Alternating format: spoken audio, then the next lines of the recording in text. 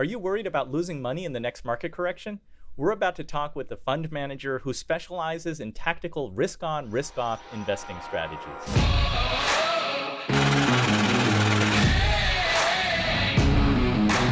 Episode 204 features Michael Gayed, award-winning author, portfolio manager at Torozo Investments.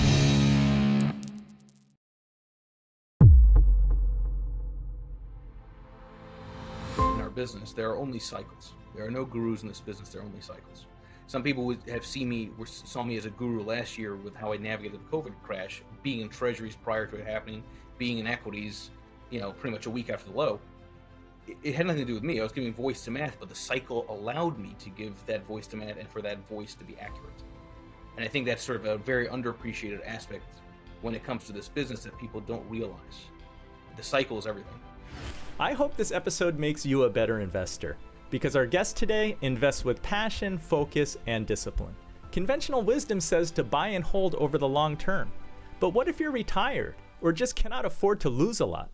Then it may make sense to look at strategies that go up less in good times while protecting your money in difficult times. Michael has developed 3 alternative strategies based on his award-winning papers that identify different leading signals that dictate when to be invested, risk on, or defensive, risk off. The names of his strategies are the ATAC Rotation Fund, that's a mutual fund that looks at short-term behavior of utilities and treasuries to determine when to be risk on in large caps, small caps, and emerging markets, or risk off in treasuries. The ATAC US Rotation ETF, symbol RORO, adjusts its holdings based on the short-term behavior of lumber relative to gold, and the ATAC Credit Rotation ETF, symbol JOJO, uses the short-term behavior of utilities relative to the broader stock market to rotate between high-yield bond ETFs and long-duration treasuries. In this episode, you'll learn how Michael developed his process-driven investment approach, why rejection hurts, and the benefits of allocating to different asset classes like bonds, stocks, and even cryptocurrencies. Now let's get inspired with Michael Gayed. Michael, welcome to Inspired Money. I'm so excited to have you on the show. Andrew, I've known you for a long time, but I feel like we need to know each other more, so this would be a good opportunity to do that. Let's jump right in. What's your earliest childhood memory of money? That's an interesting question. So I had this scheme when I was younger. I say scheme purposely, where my parents used to always have this place that they would put coins in their bedroom, right? And I always knew where that was. So I would every now and then just take a couple of pennies here and there, a couple of quarters, a couple of nickels, and then I would give it to my parents, saying, "Oh, look, I found all these coins at the playground. You think you give me some cash for this?" And then they give me cash for the coins that were theirs to begin with, and they will put it back in the same spot, right? And then what did I do? I went back to the same spot in the bedroom, took the same coins I got the dollars from, okay, and then repeated the scheme over and over again. Don't let that change your view of me as a money manager with the funds that I run in RORO and JOJO. But I think my first experience with money was I guess maybe the ability to compound, I guess, at a young age with coins from my parents. But aside from that, I mean, I've had kind of a long history in the investment business, more so because of the osmosis from the experience of my parents. So my father worked for Bob Farrell in the late 1980s, who was this well-known technician at Merrill Lynch, started up his own investment firm in the 90s. And I used to always say I used to go to bed or go to dinner every single night talking to my father, my mother, and Mr. Market, because he would constantly talk about markets and investing with my mother. And all I wanted to do was play Game Boy, right? And I couldn't do that as easily when he was talking about all these different stocks. So, I kind of had exposure at a young age to a lot of the kind of basic concepts. We were just talking before the show about our mutual times at the New York Stock Exchange. Worked there for a summer internship myself. I know you did as well, or at least kind of experienced some of it. So always been around the field of money, always been around the field of investing, which I guess in many ways is a curse, because you start realizing how little everybody else knows when you see the mistakes everyone does repeatedly, time after time, every single year. We definitely have some parallels going on, besides the time on the floor of the New York Stock Exchange. My dad was at the Bank of New York, and I know that Bob Farrell was among those who came through the bank and gave presentations. So definitely some common experiences there. Today, you're a portfolio manager at Torozo Asset Management. You've been publishing the lead lag report for a while. I have to say that you are among the hardest working people in this business. Take us, how is it that you got started? You mentioned that your dad, and you talked about the market as like the third person at the dinner table. And I had those, discussions about return on equity and why that matters at the dinner table at our house. But how is it that you decided to get started, actually working in this business? And I think, by the way, that you and I were probably the most popular kids in school because we would talk about return on equity. It's always, yes, that's always makes you popular. Made us popular among the women back then. So the a couple of things. Okay, so first of all, I do believe. I mean, it's kind of cliche to say that if you love what you do, you don't work a day in your life. But I think there's an element of truth to that. And as much as I put a lot of research and content through Lead Lag Report and through the Twitter account and through communications with advisors, smart guys like you, right? I mean, all I try and do is give voice to math and say it in 500 different ways. Right? I think the trick in a lot of this stuff about investing is not just about the investment process, but how do you communicate? And that's just something that comes with time and practice, right? So I tried to write a book on sort of a teenager's guide to the stock market, which was actually one of the submissions I gave to NYU for getting into NYU Stern School of Business, because I was just excited about the field. I liked the time at the New York Stock Exchange. I very much looked up to my father and the work that he had done, as I'm sure you with your father as well. And it was not one of those situations where I was pushed into the field. It's just something that I liked. I enjoyed it. I found it intellectually stimulating, more than just greed is good. That there's actually much more to it than that. And joined the family business, an institutional investment management firm. My father also had hedge funds, had some experience doing that. I actually ran a very small hedge fund in 2007, not exactly the best of timing, just before Lehman Brothers in 2008. But kind of baptism by fire, right? It's one of those things where I put myself in a situation and I kind of figure it out when I'm in it. And on the work ethic thing, I appreciate that. Look, the everybody works hard in their field, in their industry. It's just a function of how much you want to show that through your communications, your research, all your thought leadership. And the reality is, it's very hard to work extremely hard for prolonged periods of time unless you have the right support and people that understand and are patient with that and that will help you and support you, as you know yourself in a family-owned business. I think that's a very underappreciated aspect to working extremely hard, right? And by the way, on a side note, it's maybe a separate conversation. I'm curious your thoughts too, but personally, I got to tell you, I don't believe that there's such a thing as work-life balance. I think Bezos. Not when you own your business, then it just becomes like you just got to be. You're always working if you're trying to build something. You have to, and it's look, time is the most precious commodity, right? And it's the most finite, more finite than Bitcoin, right? So.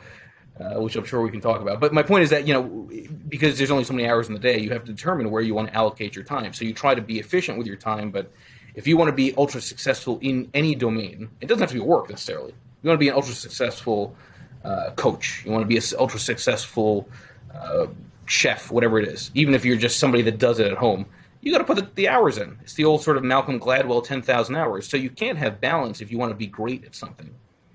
Even somebody who's naturally talented, it doesn't really matter if they don't put the time in, right? So, in to your point, being an entrepreneur, and I've been an entrepreneur my whole life.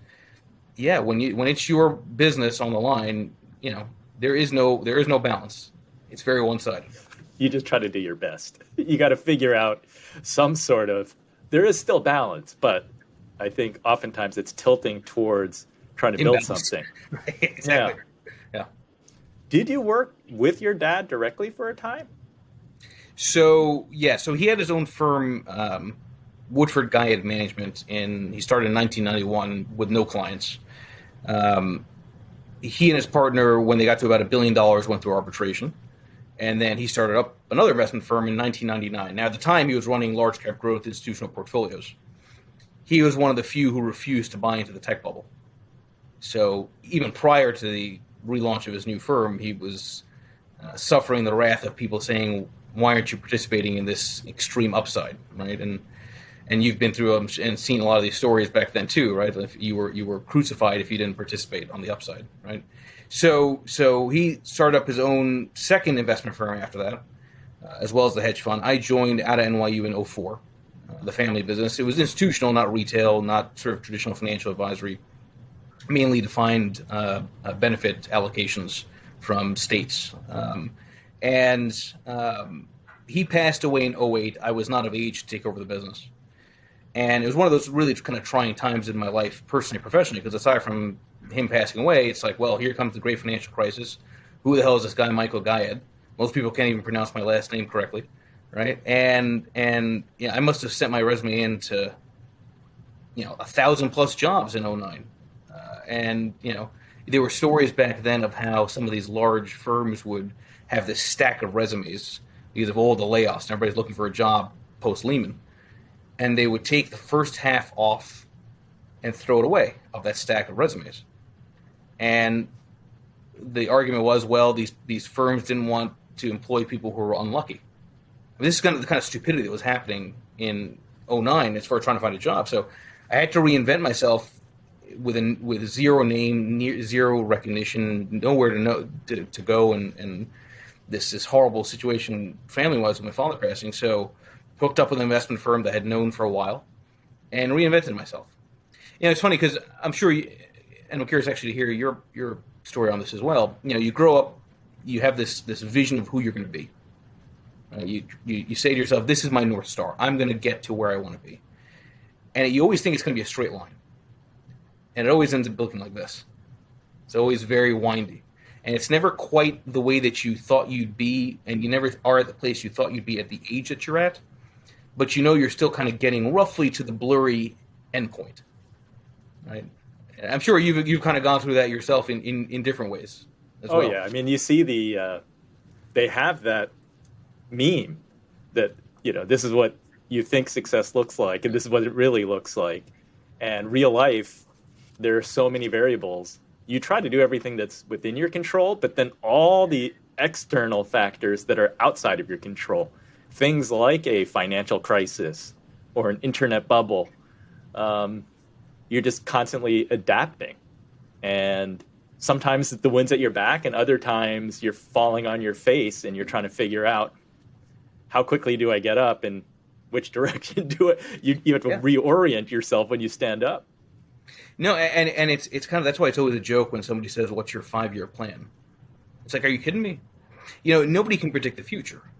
Right, because exactly your point, these variables come in that nobody sees coming that throw off your entire path. You're still walking forward, but you might be falling forward, right, while you're walking, right? And you're, to your point, you're going to be in all these different directions. So, yeah, and that's why it's true. I forget if it was Bezos, but somebody, there's a quote. I often quote things in writings. The quote's something like, success is going from failure to failure without loss of optimism.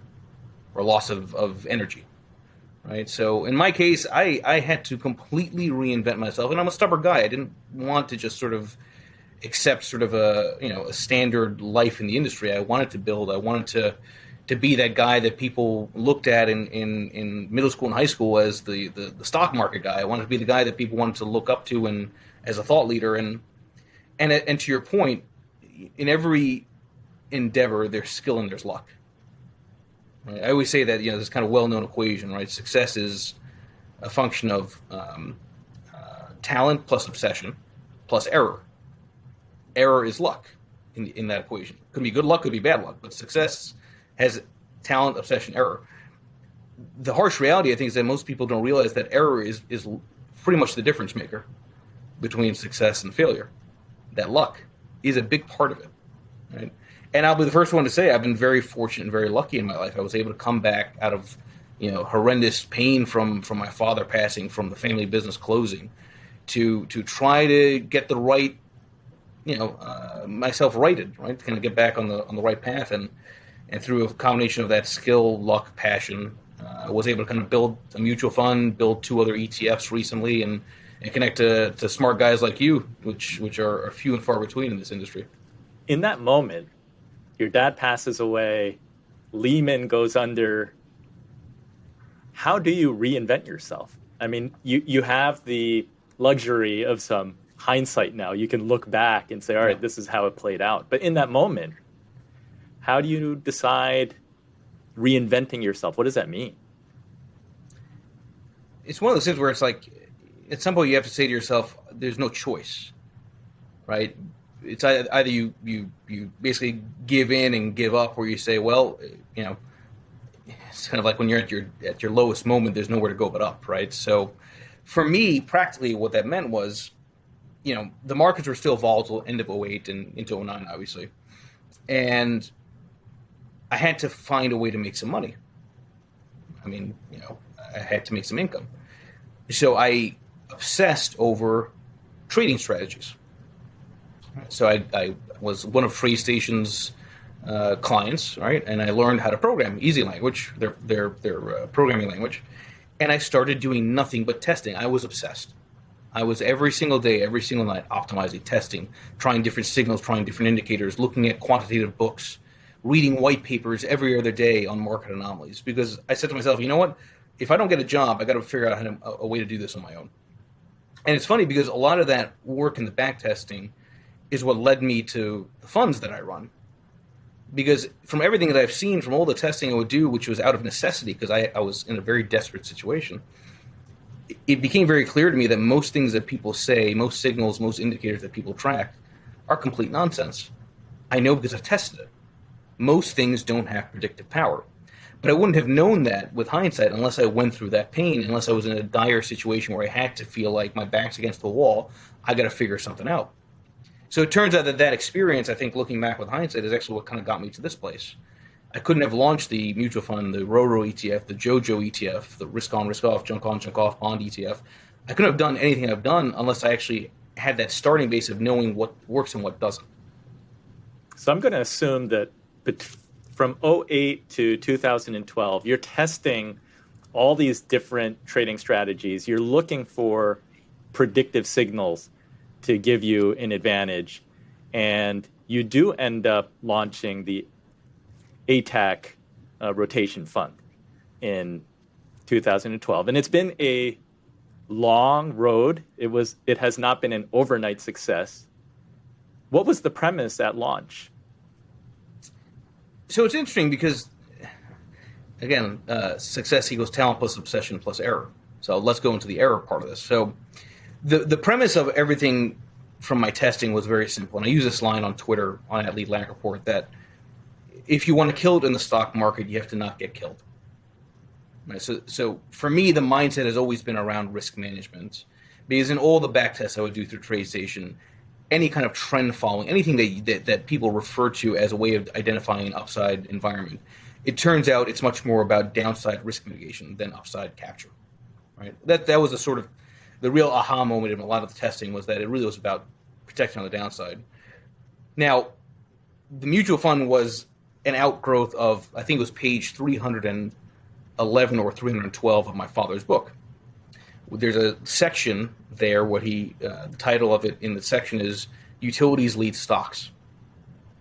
And the argument was there that utilities tend to move in advance of major regime changes in the stock market. Now, my father never had the sophistication of testing it in the way that I did.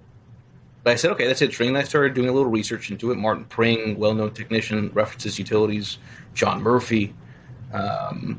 So I started testing utilities as a leading indicator for equity volatility, which ended up being the premise for the 2014 Dow Award paper that I'm known for, an intermarket approach to beta rotation. So if utilities are a leading indicator of risk, well, then let's create a strategy around that. And that was sort of the initial idea. I then added the confirming relationship of treasuries, because usually when treasuries are strong, yields are dropping, utilities outperform. Initially did this in an SMA format, right, in terms of just running it for clients, and then launched the mutual fund. Now, the nature of the strategies that I'm known for, is that you lag on the upside to lead on the upside. You lag on the upside to lead on the downside, meaning you underperform, your up capture is less than 100%, you keep getting whipped around playing defense, slowing down, entering a storm, never having an accident. And then the accident finally occurs, but because you've slowed down, you don't actually get hurt too much, right? Or actually you benefit from it and avoid it. Now, I launched a mutual fund 2012. I had built a nice name at the time because I was in the media all the time. I was on CNBC. I was one of MarketWatch's top writers. So I launched the fund with zero assets, got to 100 plus million in 4 months with no seed investors, just people knowing that I was live with this strategy. And yeah, I built a name in 2011, 2012 because there was high volatility. You had the summer crash of 2011. You had the Europe, the pigs, the debt downgrade. 2012, you had 2 definable corrections where I can still point to writings that are dated, available on MarketWatch, where prior to those corrections in 2012, I said conditions favor a stock market correction. Conditions favored risk off. Now, I launched the mutual fund 2012. And here comes QE3, quantitative easing 3. Here comes one of the smoothest bull markets in history. And I'm risk on, risk off in a pure risk on world. So I keep lagging. If you have an approach that thrives on the downside, that thrives on down capture, you got to be in an environment where there's downside to capture. You need the right cycle. You need the sequence of returns to favor your approach. Well, if you're risk on, risk off in a pure risk on world, you're about as effective as a one-legged man in an ass-kicking contest because you're only playing one side of it, right? So that's the error part of the equation. I happen to launch this very specific type of strategy in the worst cycle you can imagine. Pure risk on with a risk on, risk off world. Thankfully, I had the right type of early investors who stayed in. Thankfully, I had a few of these risk off junctures. Last year was the real war story with COVID, with how the mutual fund behaved. But the broader point here is that it's why I always use this line on Twitter. There are no gurus in our business. There are only cycles. There are no gurus in this business. There are only cycles. Some people saw me as a guru last year with how I navigated the COVID crash, being in treasuries prior to it happening, being in equities, pretty much a week after the low. It had nothing to do with me. I was giving voice to math, but the cycle allowed me to give that voice to math and for that voice to be accurate. And I think that's sort of a very underappreciated aspect when it comes to this business that people don't realize. The cycle is everything. Sacrificing the upside in a good market to, make up for it when the market goes down. I think that's logical. My father similarly has a phrase, to win is not to lose, that he shares with clients, both institutional and individual. But that bucks convention. I mean, the conventional wisdom says you've got to be in there, you've got to weather the storm, and history will take care of itself. You use a metaphor that it's like driving, and you can look for certain signs of danger. Yeah, and look, admittedly, this is a very hard business because FOMO is real. Fear of missing out is a very real phenomenon. Don't discount how important that is. And the reason why it's a hard phenomenon to deal with, to focus on downside when everybody's making money on the upside, is because rejection hurts physically. So there's this great study that was done in 2004. The title of it is Why Rejection Hurts. It's a psychology study. Okay, so it was this very simple lab test that was done.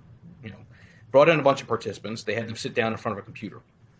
And every single one of these participants was told, okay, you're going to play this online game, kind of like Pong, where you're going to play against 2 other online players. And the game is very simple. Everyone's just going to throw this ball to each other online through this game. Right? It's kind of like Pong.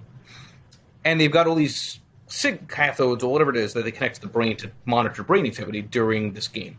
Okay. So now, of course, it's not 2 other real players. It's a computer simulation.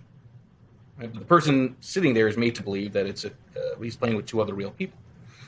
So they've got all these things connected to the brain, checking activity. And for the first 10 minutes, it's very boring, right? The ball is being thrown across everybody. The participant in the experiment's just kind of like, what the hell am I doing here? And then after about 5-10 minutes, suddenly the other 2 players only throw the ball to each other. So now the person's excluded from the game online. And they're monitoring brain activity. The part of the brain that gets activated, as I recall, is the anterior cingulate cortex. during that period of rejection, of no longer being a part of this game, which is actually the part of the brain that registers physical pain. So the point of the psychology study was that exclusion from a group, your body actually registers it like you're physically in pain. It's not just emotional. There's actual physical component to it, which kind of makes sense even from sort of a ancestral perspective, right? Because if you were not part of the group as a caveman, you're probably going to get trampled on and killed by the woolly mammoth. Right? You're better in a group than individually, right? So there's almost an evolutionary aspect to it. But that also perfectly explains fear of missing out and FOMO and crowd behavior. And because markets tend to go up more often than not, it's actually hard physically. It's painful to counter the crowd, to not want to participate on the upside because risks are there. You want to go as fast as ever. Even when you're driving, think about it. You're driving and it's raining. If everyone's going at speed limit, you're going to kind of feel like you should go at the speed limit. Right? And you're not going to think about slowing down because everyone else is speeding up. Right? So my point is that we are hardwired to herd. And herding makes it very hard to think about risk. That's really kind of the main point of that analogy. So how do you resolve that? So, the reality is, unfortunately, most people fix the roof after it rains. They manage risk after the fact. All of the indicators that I'm known for show that there are conditions you can identify that favor the accident. And all I advocate is that you slow down entering the store when the storm is there. Doesn't mean you have to have an accident. Doesn't mean you have to have a crash in the stock market. But if conditions are high for potential tail events, what's wrong with just decelerating your risk, just in case? Michael, you came out of the gate really strong, 100 million in the first 4 months, but then it was a tough 7 years where it's just you're in a bull market, and I think using your analogy, most people think it's more fun to drive fast than to drive slow. They don't want to be cautious when they don't need to be. What did that look like for your fund? Like, how low did it get? And how is it that you, as a fund manager, how do you know to keep at it and to keep going? Yeah, so this is sort of an interesting aspect of society and short-termism, which is to say that the AUM for my mutual fund has always been all over the place. And I've always had this belief that, and I think this is largely true, that volatility in assets, when you're marked to market daily, right, in a public fund or an ETF, that the volatility of your assets is probably higher than the volatility of your performance. Right? That people will sell or buy for any number of reasons, and they panic out, and because people are increasingly short-term, they refuse to actually, hold on to any investments. Like, that's the joke about buy and hold. Buy and hold works because very few actually hold. If you consider buy and hold like an anomaly, why is it that anomaly has not been arbitraged away? Because that's the joke about buy and hold. Nobody holds. So how's it arbitraged away if everyone's so short term? So, I go from, launching it with nothing to 100 plus million, back down to 90, back up to 110, down to 60, back up to 100, right, all the way down to, I think it was 58 to, as we speak, around 250, 260. How do you know, and it's kind of an interesting kind of thought experiment, how do you know if it's sunk cost fallacy, meaning that you put all this time, capital in your business and you're holding on simply because you put all that time and capital into it? How do you know it's that, or how do you know it's the bottom in your strategy, in your approach?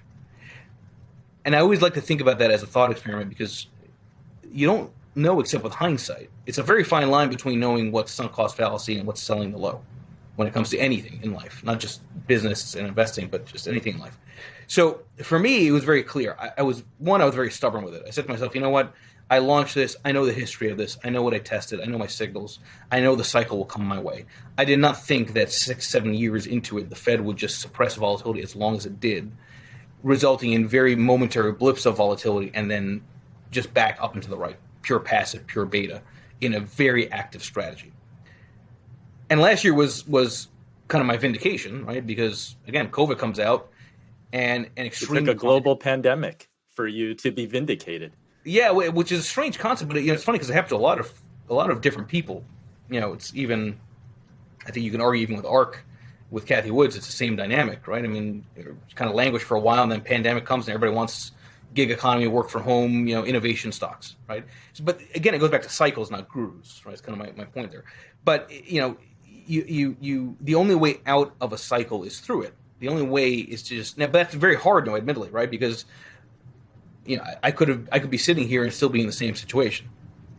Right? I mean, maybe there'd be no pandemic, and maybe the fund would work, maybe not. But this is always the hardest battle for any entrepreneur is knowing if you should call it quits, not when to call it quits. If you should call it quits, because if you really do believe in what you're doing, and if you have real validity, and you're not blinded by your own convictions, which is always the hard part. Did you have moments of doubt? Oh, tremendous, of course. Even Mother Teresa had moments of doubt.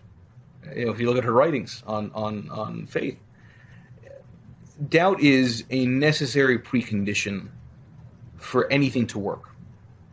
Because if something is hard and it creates doubt, there must be opportunity, because only some people will stick through the doubt and see it to the end. But even in the context of markets, if we kind of think about it as a thought experiment, anomalies get arbitraged away when there's no doubt that you can take advantage of the anomaly, right? In terms of just sort of efficient markets.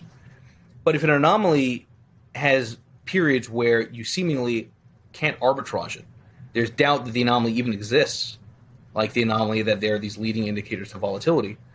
Well, that doubt means that certain people that might be tracking those indicators, those relationships, they no longer track it because they say it's broken. It's not going to work again. So what happens to the anomaly? It has to get bigger. The anomaly has to persist because of doubt. And even in the context of business, my argument would be that don't be afraid of your own doubt about what you're doing, as long as it's based on something that's real. I'm not advocating that you be reckless and you stay in something too long if there's not real merit to it, but doubt is natural. I mean, it's not supposed to be easy. You can't get the gold without the dragon. You've got to go through the battles. You've got to go through the doubt. You got to fight through it. You got to not have that balance from a work-life perspective, because if you believe in what you're doing, the cycle at some point will come your way. You just got to stick around long enough. As a business owner, how do you know when to pivot and when to persevere? That is the biggest question of all. And partially, I think it depends on the domain you're playing with, right? So some domains, some industries, as a business owner, are there's a clearer link between effort and output, right? So whereas in our industry, in the investment field, it's not clear the harder you work if you're going to get better returns or you're going to get more assets. So the link is a little bit harder there. And in many ways, when the link is harder there between effort and output, that's when you probably want to stick to it longer, because maybe luck comes your way outside of your own effort. Right? You can control your effort, but you can't control your output. Some other domains, though, however, it's a much clearer link. Right? Some other professions, a much clearer link. If your output from a broad perspective, if your work ethic is not resulting in the desired results in that profession, and if in general that profession has a high correlation between effort and output, and it's not working, that's probably where you would pivot. My argument would be that you don't want to pivot when the link is not that clear, because you may be pivoting the moment that the error in that equation turns your way. Well, Michael, to your credit, you did persevere. So now you look at your 1 year, 3 year, 5 year track record, and your concept is proven.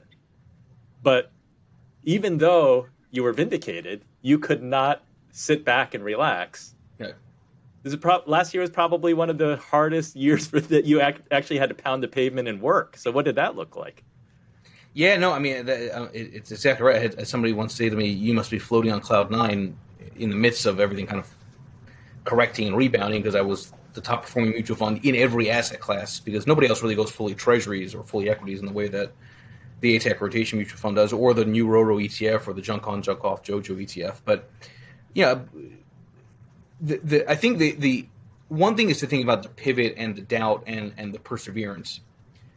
But in many ways, the harder thing is staying on top, right? It's the thing that drove me, even though performance was speaking for itself at that time in terms of the business. The thing that drove me was my fear of not quite getting past escape velocity, right? Which everyone has felt at some point in their lives, meaning You have a taste of success. Everything that you worked so hard for, it's finally playing out. But you feel still a little on edge because what if you're just on the edge of escape velocity and you go right back down to earth? So I had to kind of push myself to trying to really get above that escape velocity. So what was the first thing I did? 2 months into my move to Taroso, bringing the mutual fund over, I said, okay, time to launch another fund. Time to launch now a suite of funds. The RORO ETF uses lumber gold as the trigger. The JoJo junk on bond ETF. I actually put on more work on myself, right? But that's what you have to do, and it's again, if you're an entrepreneur, you never stop building. Right? You never want to stop. It's in your DNA. Right? You have one strategy that works, great. Time to launch another strategy.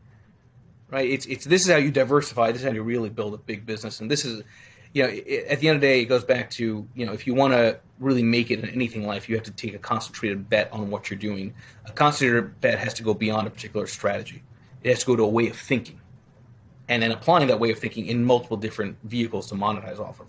That goes to Lead Lag Report, that goes to RORO, JoJo, ATAX, and anything else that I launched, including even the app I'm running, which I'm relaunching in September, How You Dish.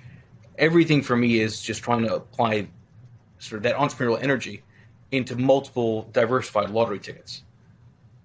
I see that there's the common thread of risk on, risk off. It makes a lot of sense that you're diversifying strategies and products. With the launch of RORO as the ETF, why did you shift from mutual fund to an ETF vehicle?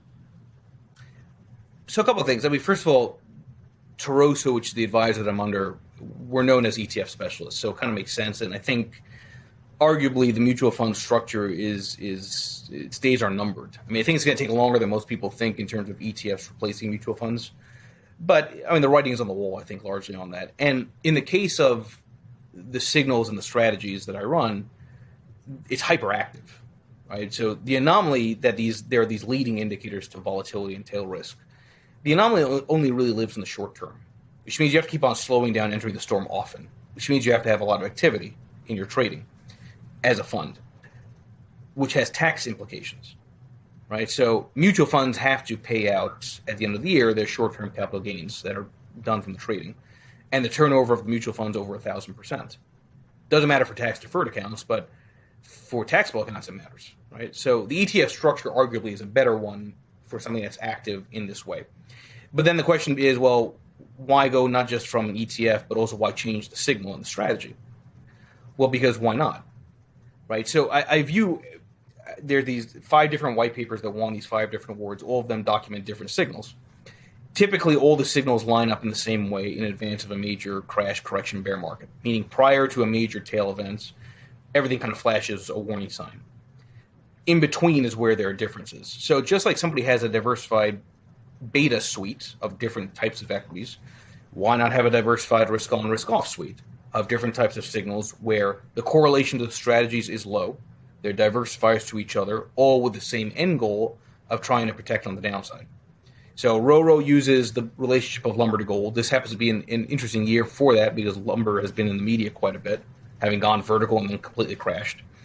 The JoJo ETF is my first bond fund, which uses utilities as the trigger. The idea there is that utilities are the most bond-like sector of the stock market. Junk debt is the most equity-like portion of the bond market. So why not play with credit quality as a risk-on, risk-off bond strategy? And hopefully I'll have some other products down the line, but I'm trying to be innovative in the space.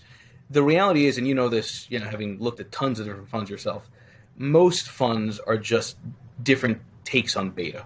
They're just playing off the same risk factors. They sound great, they look great, they have what seems like a unique strategy, but they all kind of co-move very similarly. You can't really raise assets that way in any serious way. You can't really build a name that way, so you've got to do something different. I'm trying to do something different by being the most active manager you can imagine, which when it works really stands out, like last year in a good way. When it doesn't work, it also stands out in a really bad way. But I have to take risk from a business perspective, which means have a strategy which is very different than everything else that's out there. In the ETF, if you go from, and you'll have to refresh my memory, with RORO, is it small cap US? If you're going long equities and then it's risk off and you go 100% in treasuries, there's no tax implication to the owner? Right. So the way that it works within the ETF structure, without getting too wonky, is there's what's called a heartbeat trade, which basically means you're exchanging these existing holdings and resetting the cost basis internally in the ETF structure. Is that why ETFs are tax efficient? So we can do these rotations without the short-term capital gains distribution that the mutual fund otherwise has to deal with. The lumber to gold signal is interesting because the link is around housing, right? So if most people's homes have about 16,000 board feet of lumber. So lumber is a very key tell on housing, which is a key tell on consumer wealth. So as lumber performs, it means risk on, better environment for growth inflation. As lumber is weak, it's the opposite. Now, you have not had a risk off period just yet here sitting in 2021. Keyword is yet. But just because you slow down entering the storm doesn't mean you're still not getting to your destination. Right? I mean, so I've played risk off a couple times this year, and there have been no volatility spikes, no corrections. That's okay. Still making money in those funds because treasuries have still benefited from this disinflation scare that I think is happening. And that's an important point, too, when it comes to this business of investing. Ideally, you want to have an opportunity set that allows you to be wrong and still make money. Error. That's luck, right? Treasuries have some of that error that allow you to play defense without necessarily making a directional bet. And in case your directional bet is wrong, you might still have made money during that waiting game. Since you've been looking at lumber for a long time, what is your reaction to lumber prices this year? Has it played into what you've seen historically, or has the movement just been so volatile that it actually made you think or worry and say, is my signal going to work? Yeah. So I love this question because, first of all, when you follow a rules-based signal, you have to be very careful not to editorialize it too much, right? Because the moment you do that, now you're introducing a human element of, well, maybe this time is different. Maybe I shouldn't follow this specific signal. If you're going to follow something, you follow it no matter what the extenuating circumstances are. You can't make exceptions. Now, having said that, lumber has cratered since early May, which would suggest risk off. Risk off being defined as conditions favoring higher stock market volatility. Now, some of the advance obviously is due to sawmills having closed down, and obviously the double whammy of a big pickup in demand. Sawmills came on, but that doesn't explain the complete collapse that's happened since early May, so I think there's more to it than that. But to your point, I have a lot of people on Twitter throughout Lead Lag Report, my handle, saying, well, it's a one-off. How do you, exactly your question, how do you know it's going to be a true signal? I don't. But I'll tell you something that's interesting. The behavior of lumber here is actually very consistent with other parts of the marketplace, right? So one of the dynamics so far in the first 6 months of the year has been small caps, really since early February, have gone nowhere. Now, small caps as a part of the marketplace are very domestically tied, right? More of the revenue of smaller companies is tied to the U.S. economy than multinational large caps, right? Just because of the size aspect of it.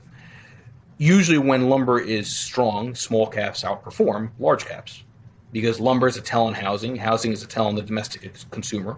Small caps are the biggest beneficiary of that. Well, when lumber is weak, small caps underperform large caps.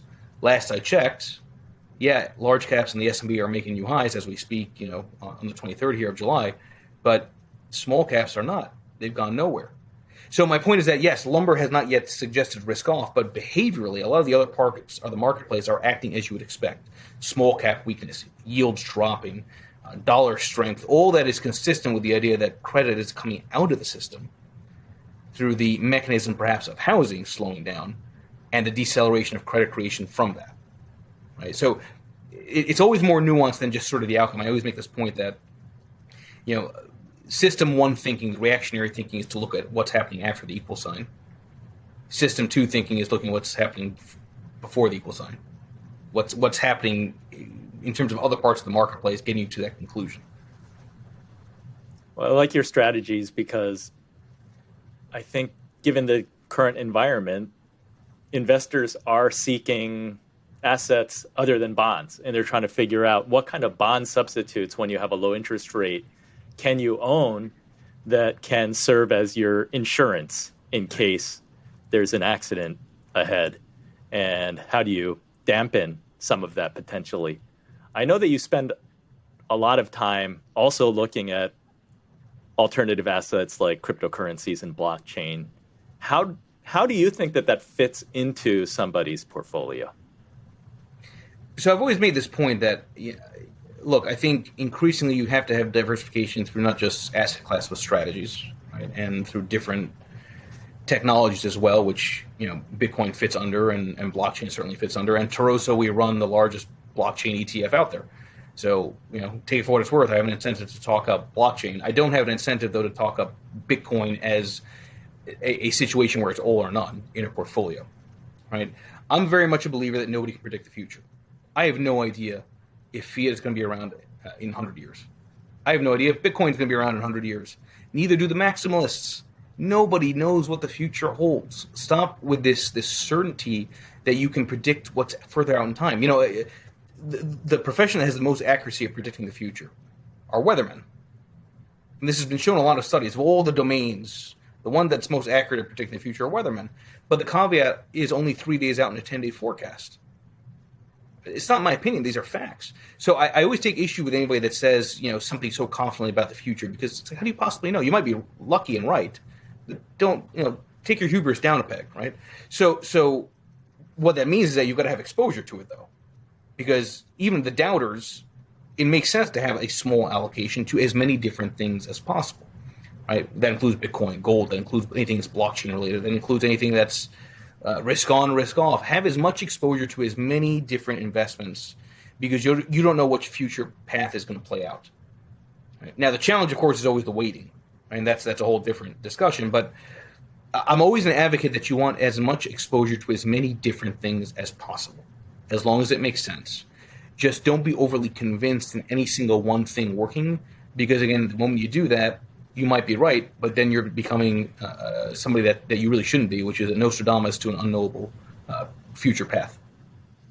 Well, I find crypto kind of interesting, because you have big banks, you have guys like Jamie Dimon saying that you should not own Bitcoin, even though he acknowledges that his clients want it. On the other hand, I think that there are a lot of retail investors who they're going to have a tendency, because of the price movement, when it goes up at a quick clip. Yeah. I think there's a tendency for people to want to own too much. So do you have an opinion on that weighting? Like, what makes sense for the average person? It's got to be something that has some potential to move the needle, but not too much, right? And obviously, I tend to look at things kind of probably similar to you as a barbell approach, right? You want to put a small allocation to highly volatile speculative investments and a large allocation to more conservative, low volatile investments. Because Bitcoin and cryptocurrencies are so extraordinarily volatile, you probably want to have a smaller allocation than like bonds. Even though bonds have their own risks, the volatility and drawdown will be less. But you're actually hitting on something which is also proven out in a lot of different studies, right? So people get more convinced of their investments when it goes up. So they take on more risk, actually, when it goes up. Most people don't rebalance back to a target allocation, even though time and time again studies have shown that rebalancing is really how you actually outperform, right, over very long periods, right? You go back to, you sell that which is strong relative to something else which is weak on, and get back to sort of your allocation numbers. That always makes sense independent of what asset class you're using. And that's an anomaly that also exists because very few people actually take advantage of it. So I think somewhere in that maybe 1.35% range. I don't know. More than that seems a little extreme given the volatility dynamics. Again, I think it makes sense to have as much exposure to as many different things. Just be humble whenever you look at any investment. And have some kind of process. Since you're a process guy and you stick to a process very persistently, as we've covered. I like to ask all the Inspired Money guests, how do you define success? Can I say being on the show? Can I say that? Is that a good answer? No, that's a cop-out. Yeah, I know. I don't think you can. I think everybody's definition of success is different. To me, I think success is best defined as an outcome where you don't regret. To me, success is more about regret than anything else. If you feel that you're successful, you're not going to regret going through the hard times. You're not going to regret because you got to where you wanted to go. Right? You'll survive the pain. You went through the struggle, and in the moment, it really feels awful. And then when you're successful, you certainly realize that, okay, well, all that was worth it. All that pain was worth it. All that suffering, all the going through the desert, all right, was worth the time and the struggle. So it's more sort of a taking out of the negative with hindsight, I think. And that, again, success is defined in a lot of different ways. I don't view it necessarily as money, as size of your company, as anything except literally just that. If you don't regret what you've done, I think you're successful. As a fund manager, what does Cloud9 look like? The more balance I have in my strategies, meaning in terms of just assets, right, the better. So I've got the ATAC fund family. The mutual fund was the first one. I launched the RORO ETF, the JoJo ETF. For me, I want to see every single fund have the same types of asset growth, meaning equal roughly, because it's like diversification of my own personal income. Right? I don't want to have the concentration risk. You have to be concentrated as an entrepreneur to some extent. Right? You've got to be all in, which goes back to the work-life balance. You've got to put the effort in. You've got to take a very specific bet, which is also, by the way, how you fail. Right, but to be successful, arguably in that domain, the entrepreneurial domain, you have to be very concentrated. But at some point, you have to transition away from the concentration. Right, and that transition from the concentration, at least in the fund world, means having other funds which are all trying to get to the same place, but are balanced in terms of the types of investors, the AUM, so that if one's not working and the volatility of assets goes down, like I've experienced with the mutual fund, RORO or JoJo end up picking it back up. So I get a smoother sort of cash flow stream. That to me is Cloud9. That's what I'm really aiming for. Yeah, diversification. Well, thank you, Michael. Thanks for sharing your story and your funds with us, your strategies with us. Tell the Inspired Money listeners and viewers where they can find out more about you and follow you. Yeah, no, I appreciate that. So on Twitter, I'm at LeadLagReport, and then of course LeadLagReport.com. And if you're curious about the funds, it's ATAC, ATAC funds.com. ATAC just stands for Atactical. It's a tactical fund. And I do my best. I think like you, Andrew, in a world of zeros and ones, communicating and talking and trying to have one-on-one conversations, not just with your own clients, but just anybody and everybody you can, has more power than ever before. I don't want to talk in emojis about markets, right? So I'm very thankful that you and I are connected, and I think you're doing a lot of great work, and I appreciate the invite here. Likewise, keep up the good work. Don't work too hard. You got to balance a little bit. We'll see. Thanks. So what was your favorite Inspired Money moment? When it comes to investing, there is not one best way to do things. You can own stocks or funds. You can buy and hold or trade frequently. Whatever your strategy, diversification is one way to reduce risk. When done well, that means owning different things. The desired result is your rate of return can be smoother in the near term, and you can still do well in the long term. If you had a different favorite Inspired Money moment, please let me know by posting a comment below. For watching to the end, I want to send you this Inspired Money sticker. Go to inspiredmoney.fm/Andy, send me your name and address, and I'll send you one of these. Thank you so much for joining me on this mission. Have an inspired week, and do something that scares you, because that's where the magic happens.